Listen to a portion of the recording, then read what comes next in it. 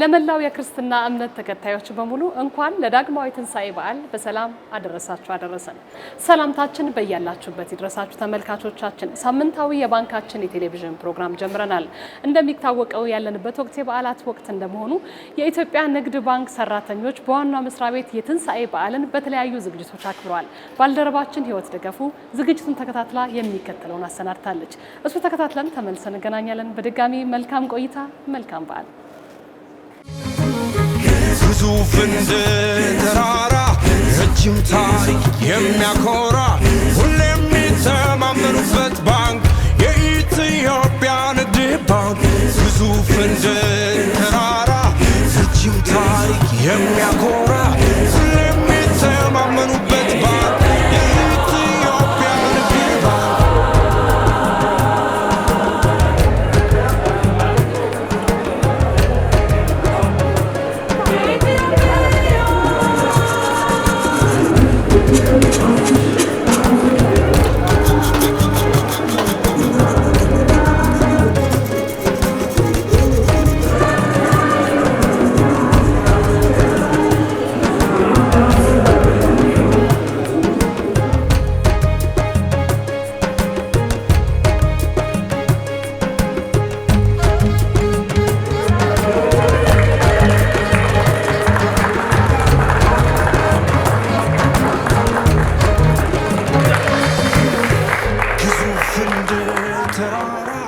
ለሁላችሁም የኢትዮጵያ ንግድ ባንክ የሥራ ኃላፊዎች፣ አመራሮች፣ በየደረጃ ያላችሁ ኃላፊዎች፣ ሁላችሁም ሰራተኞች እንኳን ለትንሣኤ በዓል በሰላም አደረሰን አደረሳችሁ።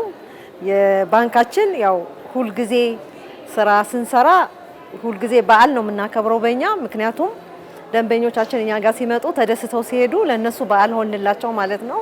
ነገር ግን ያው በዓሎች ደግሞ በተለያየ ወቅትና ወራት ሲመጡ በተለየ ሁኔታ ማሰብ ደግሞ እኛም ሰራተኞቹ እንድንቀራረብ አንድ አይነት አስተሳሰብ እንዲኖረን የኮርፖሬት ቫልዩአችን የሆነው ቲም ስፒሪት እንዲኖረን በኮርፖሬት ኮሚኒኬሽን ክፍላችን ውስጥ ይሄን የመሰለ ያማረ ኬክ ቆርሰን የምናከብረው። ስለዚህ ሁላችሁም ሰራተኞች፣ የሥራ ኃላፊዎች እንኳን ለበዓል በሰላም አደረሳችሁ። ደንበኞቻችን ሁሌም የምናከብራችሁ የምንወዳችሁ፣ ለእናንተ መልካም በዓል እመኛለሁ።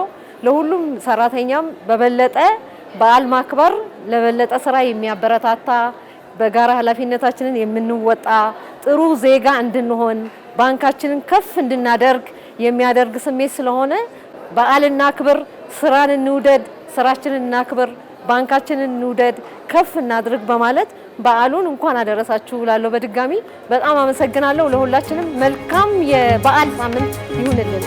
አመሰግናለሁ።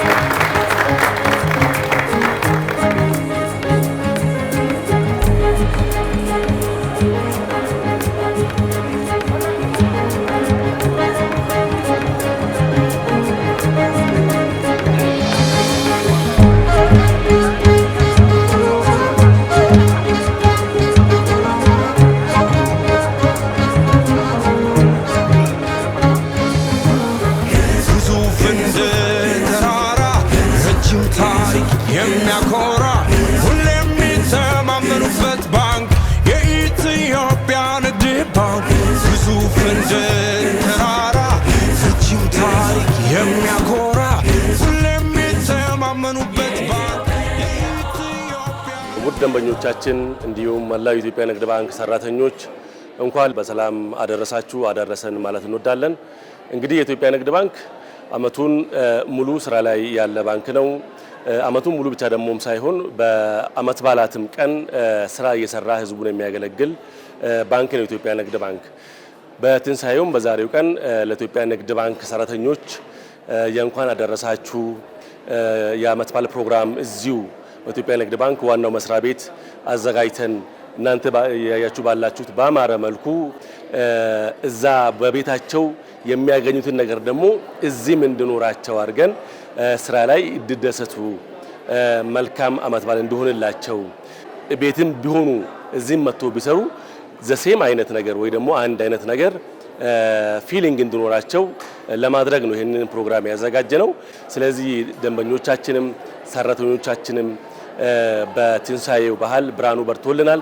ልክ እንደዛው ደግሞ በስራችን በአገልግሎታችን ሁሉ ነገሮቻችን እንዲበሩና ህዝባችን እንድናገለግል ደንበኞቻችን እንድናገለግል ያለኝን ተስፋ ለመግለጽ እፈልጋለሁ።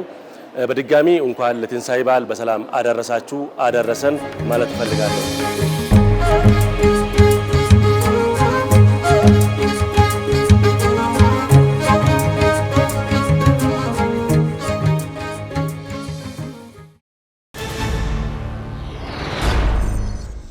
ተመልካቾቻችን ተመልሰን ተገናኝተናል። ወደ ቀጣዩ መሰናዷችን ስናልፍ የዳግማዊ ትንሳኤ በዓልን ምክንያት በማድረግ በሆለታ ከተማ ከሚገኙና በግብርናና በከብት እርባታ የተሰማሩ የባንካችን ደንበኛ ቤት ባልደረባችን ሜሮን እንብዛ ተገኝታ የበዓል ቆይታ አድርጋለች። እሱ ተከታትለን ተመልሰን እንገናኛለን። በድጋሚ መልካም በዓል፣ መልካም ቆይታ።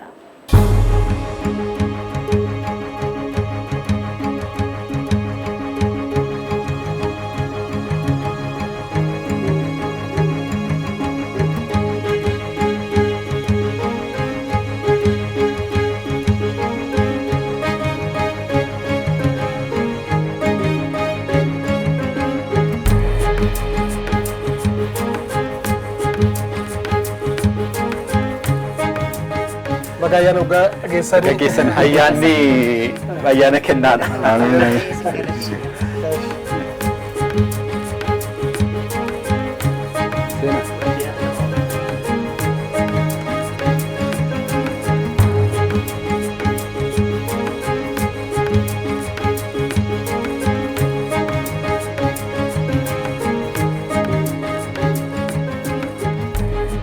ሰላም ጤና ይስጥልኝ የተከበራችሁ የኢትዮጵያ ንግድ ባንክ የቴሌቪዥን ፕሮግራም ተከታታዮቻችን፣ በቅድሚያ ለመላው የክርስትና እምነት ተከታዮች እንኳን ለትንሳኤው እንዲሁም ለዳግማዊ ትንሳኤ አደረሳችሁ ለማለት እንወዳለን። እንግዲህ የኢትዮጵያ ንግድ ባንክ ከተመሰረተ ከ80 ዓመታት በላይ እንዳስቆጠረ ይታወቃል። በእነዚህ ዓመታት እንግዲህ ያልደረሰበት የህብረተሰብ ክፍል ያልደረሰበት የሀገሪቱ ክፍል የለም። ከሰሜን እስከ ደቡብ፣ ከምስራቅ እስከ ምዕራብ፣ ከከተሜው እስከ አርሶ አደሩ ማለት ነው። ይህንን ምክንያት በማድረግ እንግዲህ የዳግማዊ ትንሳኤ ፕሮግራማችንን ለመቅረጽ ከአዲስ አበባ በቅርብ ርቀት ላይ በምትገኘው በሆለታ ከተማ እንገኛለን። እዚህ በሆለታ ከተማ የተገኘ ነው እንግዲህ በአንድ እንግዳችን ቤት ነው። በቅድሚያ ለአድማጭ ተመልካቾቻችን ራስዎትን ያስተዋውቁልኝ። እንኳን አደረሶት። እንኳን አብሮ አደረሰን።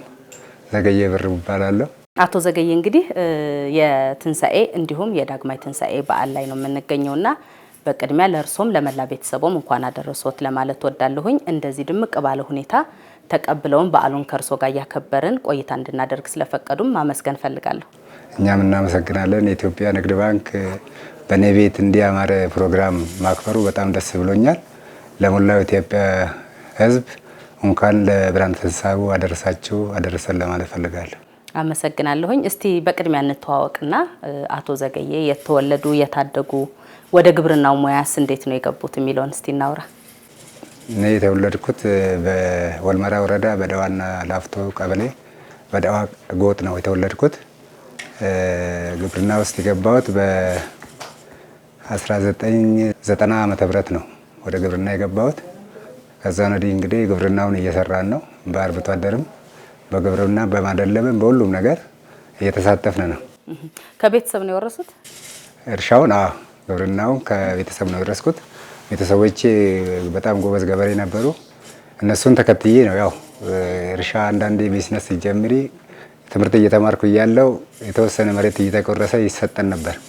በዛ ምክንያት ነው ወደ ግብርና የገባሁት። በጣም ደስ ይላል። እንግዲህ እንደሚታወቀው ኢትዮጵያ ውስጥ ወደ 80% የህብረተሰብ ክፍል በግብርና ሙያ ነው የሚተዳደረው። አብዛኛው ኢኮኖሚ የሚሸፍነው የግብርናው ክፍሉ ነውና ከባንኩ ጋር እንዴት ተዋወቁ? እስቲ ከኢትዮጵያ ንግድ ባንክ ጋር መቼ ተዋወቁ ያስታውሱታል? ከኢትዮጵያ ንግድ ባንክ ጋር መጀመሪያም ኢትዮጵያ ንግድ ባንክ እንትን ቁጠባ ቆይቻለሁ። በመጀመሪያ ደረጃ ያው ኢትዮጵያ ንግድ ባንክ ነው ቁጠባ የጀመርኩት። ያው ግንዛቤውን እንግዲህ ከባንክ ጋር የተወሰነች ብርም ስትገኝ ባንክ ማስቀመጥ ግዴታ ነው። በዛ መልክ ነው የጀመርነው። አንድ 20 ዓመት ይሞላል። አንጋፋ ደንበኛችን ኖት ማለት ነው። የት ቅርንጫፍ ነው የሚጠቀሙት? አገልግሎቶቹን አሁን ምን ምን አገልግሎቶች ነበር የሚጠቀሙት ከብድሩ በፊት ያሉትን ማለት ነው? እኔ የምጠቀመው ሆለታ ዋና ቅርንጫፍ ነው። መጀመሪያ እነኚህ ቅርንጫፎች አልተከፈቱም ነበር። ሳይከፈቱ ነው እኔ የጀመርኩት። ከዛም በኋላ ደግሞ ብድሩን የጀመርኩት ከወልመራ ቅርንጫፍ ጋር ግንኙነት አድርገን ነው። በዛ ነው ፕሮሰሱን ጀምሬ ያገኘሁት።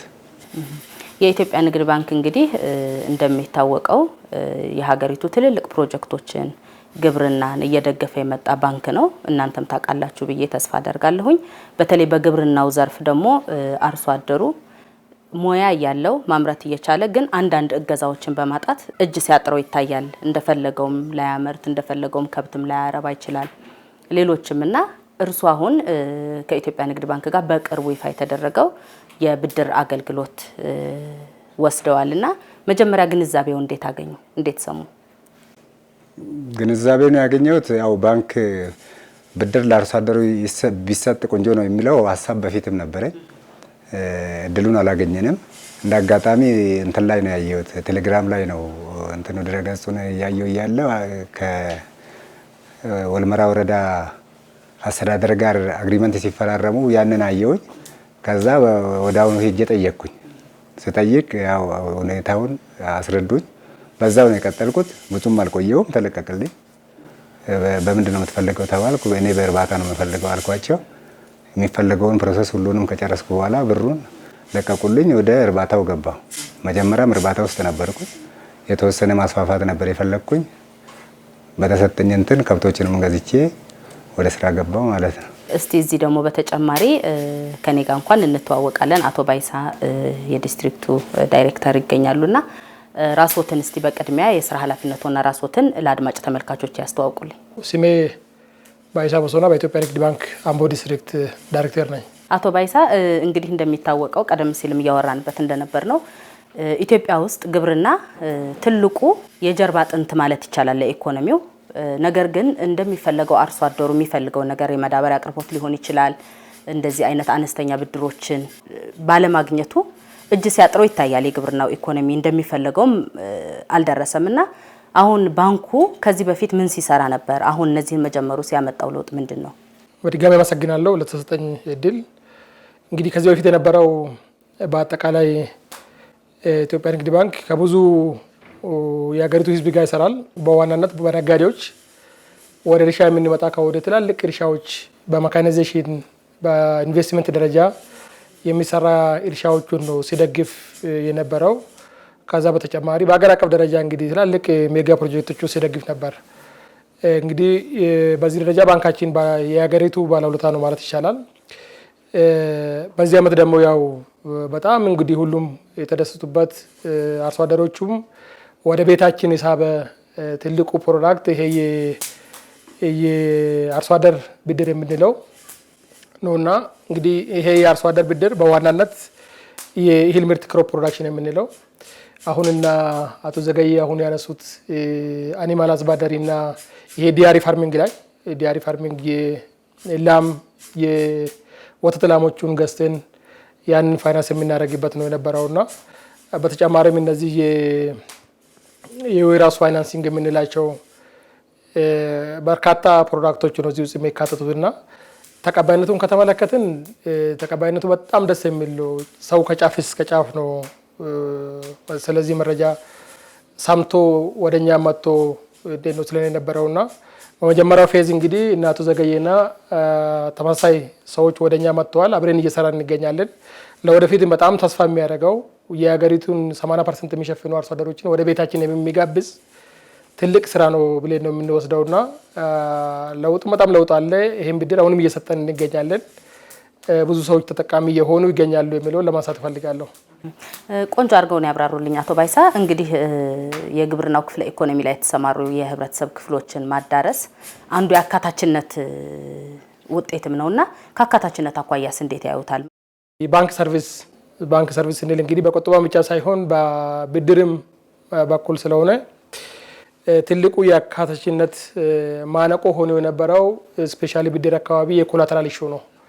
አሁን አርሶ አደር እንደ አቅሙ ከ2 ሄክታርና ከዛ በላይ ካለው ያችኑ የሚጠቀምበትን መሬት የላንድ ዩዝ ራይቱን አስይዞ የእርሻ ጊዜው ሲደርስ ምርጥ ዘር፣ ፈርቲላይዘር እንደዚሁ ደግሞ የጉልበትና እንደዚሁ የማሽነሪ ክራይ ለዚህ የሚያገለግል ብድር ወስዶ ልክ ደግሞ ምርቱ ከደረሰ በኋላ ምርቱን አምርቶ ለገበያ አቅርቦ ያንን ብድር እየመለሰ ከአመት ዓመት ራሱን እያሳደገ የሚሄድበት ስራ ነው። ይሄኛው እንግዲህ መጀመሪያ አካባቢ ከተማ አካባቢና ትላልቅ ኢንቨስተሮች አካባቢ ሊሚት ሆነን የነበረው ነገር አስፍቶልናል ማለት ነው። ከዚህ በላይ ኢንክሉዥን የለምና አሁን አጠቃላይ የገጠሩ ህዝባችን በዚህኛው ፕሮዳክት መጠቀም ከቻለ የፋይናንሻል አካታችነት በመንግስት ደረጃ በባንካችን ደረጃ የተያዘውን ግብ ለማድረስ ለኛ መልካም አጋጣሚ ነው ብለን ነው የምንወስደው። እንግዲህ የተከበራችሁ ተመልካቾቻችን ፕሮግራማችን እንደምትከታተሉት በግብርና ስራ ላይ ከተሰማሩ ደንበኛችን አቶ ዘገየ ጋር ነው የምንገኘው። ጠላም ቀርበዋል፣ ዳቦም አቅርበውልናልና እሱን እየበላን እየጠጣን ከእናንተ ጋር ቆይታ እናደርጋለን።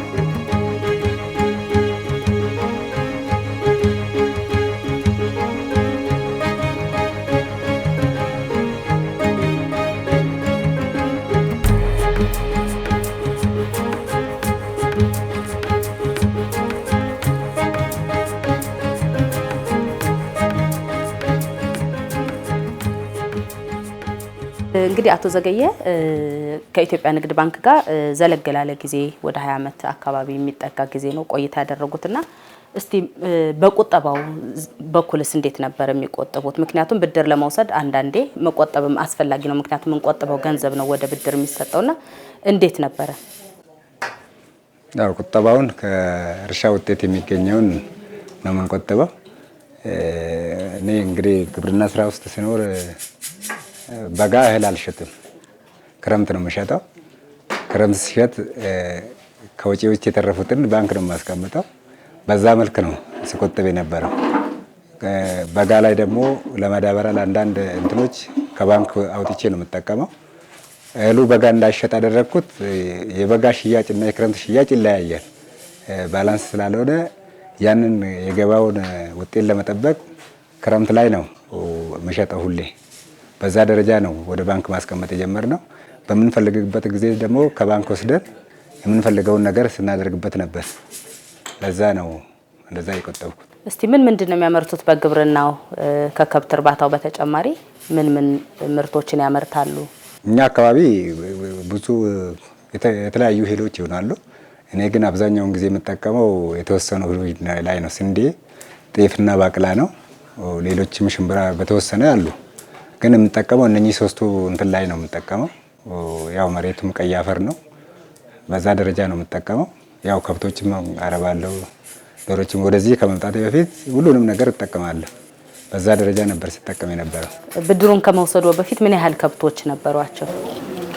ብድሩን ከመውሰዱ በፊት እነኚህ የፈረንጅ ከብቶች የግብርና ከብቶችም ገጠር ላይ ነበሩ። አሁንም ለእንትን ያበሻ ከብቶች ግን እዚህ ይሄ የፈረንጅ ከብቶች ነበሩ።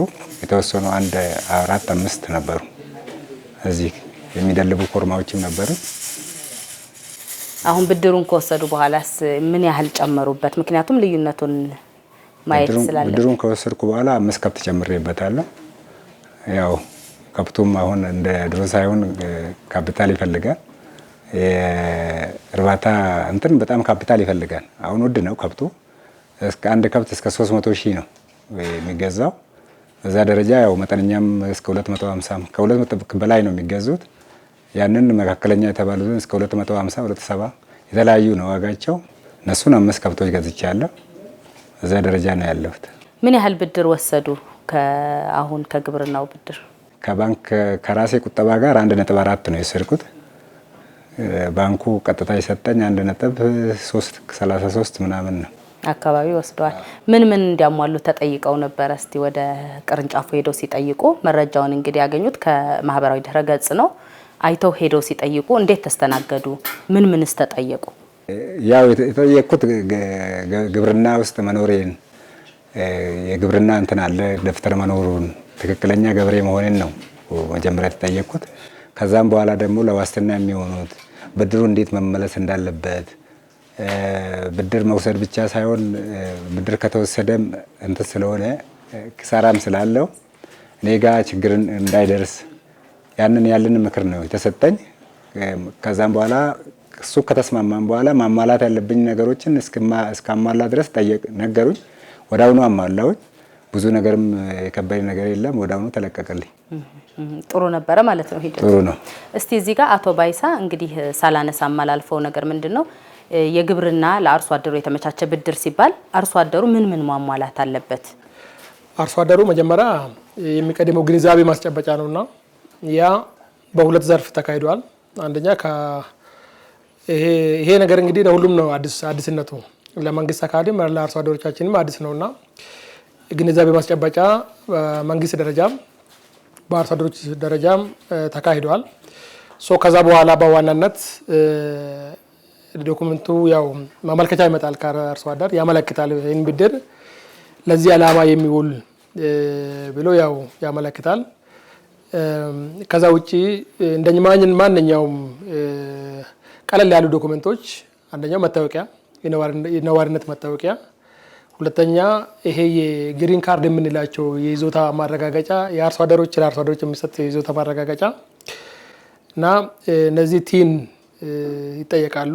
ለብድር ወሳኝ ዋናዎች የሚባለው የማንነታቸውን የሚገልጹ መረጃዎች ይጠይቃሉ። ከዛ ውጪ ግን ከግብርና ቢሮ በግብርና ጽሕፈት ቤቶች የሚሞሉ ዳታዎች አሉ።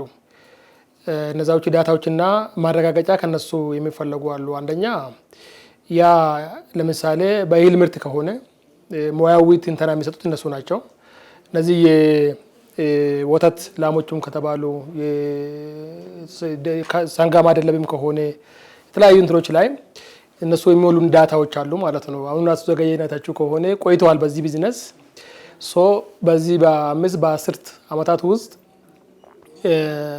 በምን ያክል ኢንቨስት ሲያደርጉ ነበር፣ በምን ያክል ይሸጡ ነበር፣ ምን ያክል ያተርፉ ነበር የሚባለው ከማሳውም ከሆነ ከዚህ ስፔሲፊክ ከወተት ላሞችም ከሆነ እነሱ ናቸው የሚያውቁትና ያንን መረጃ እነሱ በተሟላ መልኩ ይሰጡናል።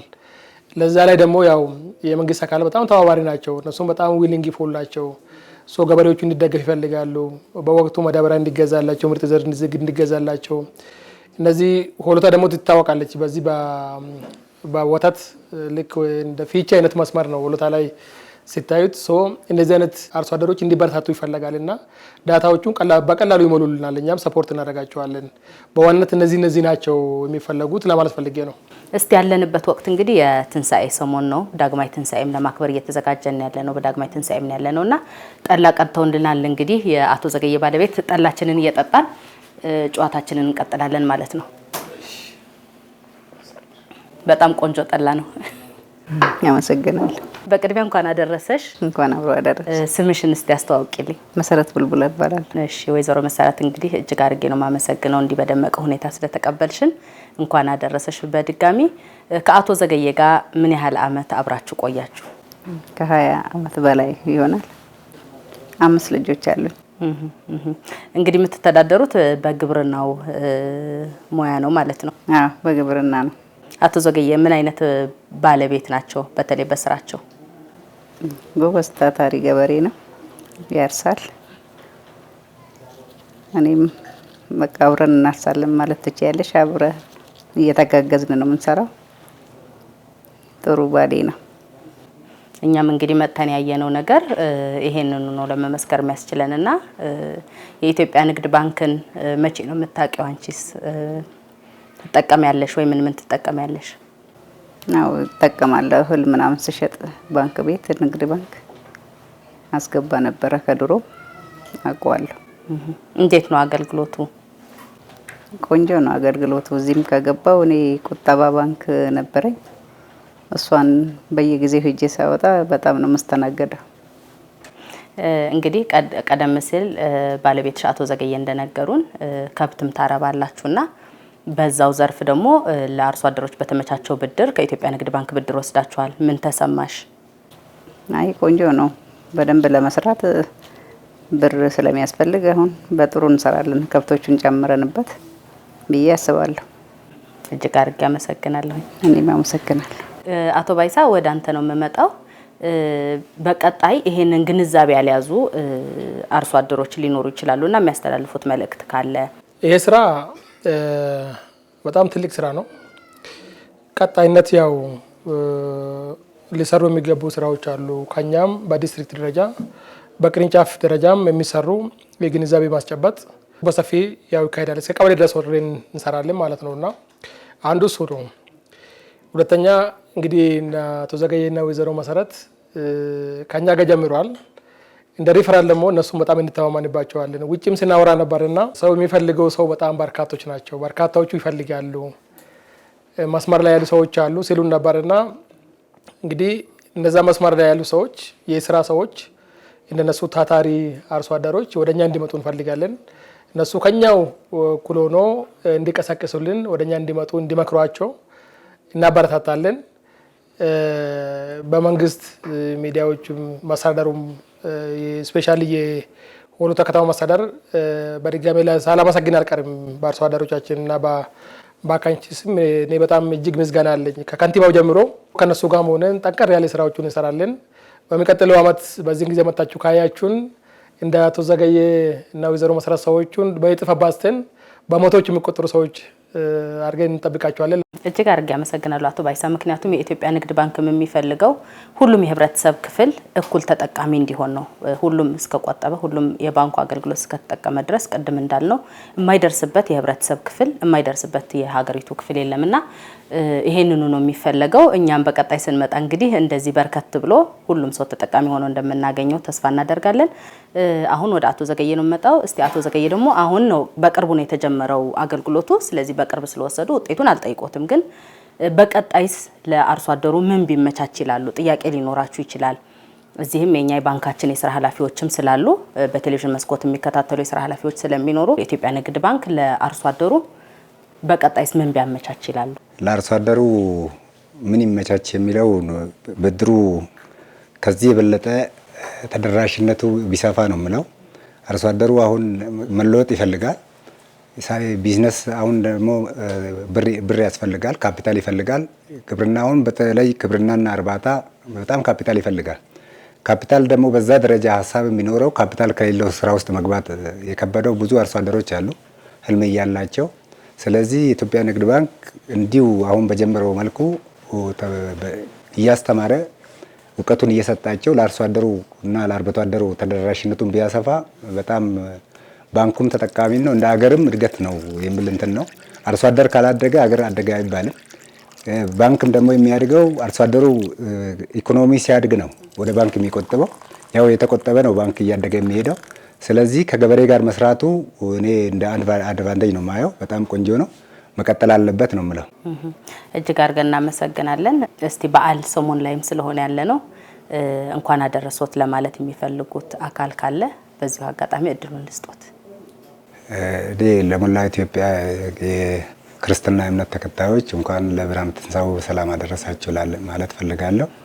በተረፈ ለጓደኞቼ ለዘመዶቼ ሁሉ እንኳን አደረሳችሁ ማለት ፈልጋለሁ። አመሰግናለሁ። ወይዘሮ መሰረት እድሉን ልስጦት። እኔም ለእህቶቼ ለቤተሰቦቼ በሞላ ለኢትዮጵያ ሕዝብ ሁሉ እንኳን አደረሳችሁ ለማለት ፈልጋለሁ። አቶ ባይሳ። እሺ፣ እኔም በድጋሜ ለሁሉም ደንበኞቻችን እንኳን ለትንሣኤ በዓል አደረሳችሁ ለማለት እፈልጋለሁ። በተለየ መልኩ ደግሞ ለወላይታ ከተማ አስተዳዳሪና ነዋሪዎቿ እንኳን አደረሳችሁ፣ መልካም በዓል እንዲሆንላችሁ እመኛለሁ። እጅግ አድርጌ አመሰግናለሁ። የተከበራችሁ ተመልካቾቻችን እንግዲህ በአዲስ አበባ በቅርብ ርቀት በምትገኘው በወላይታ ከተማ በግብርና ስራ ላይ ከተሰማሩ ደንበኛችን አቶ ዘገየ ጋር እንዲሁም ከባንካችን የስራ ኃላፊዎች ጋር በጋራ በመሆን ያደረግነው ቆይታ የተከታተላችሁትን ይመስል ነበር። ለእናንተም መልካም በዓል እንዲሆንላችሁ እንመኛለን። መልካም ሳምንት።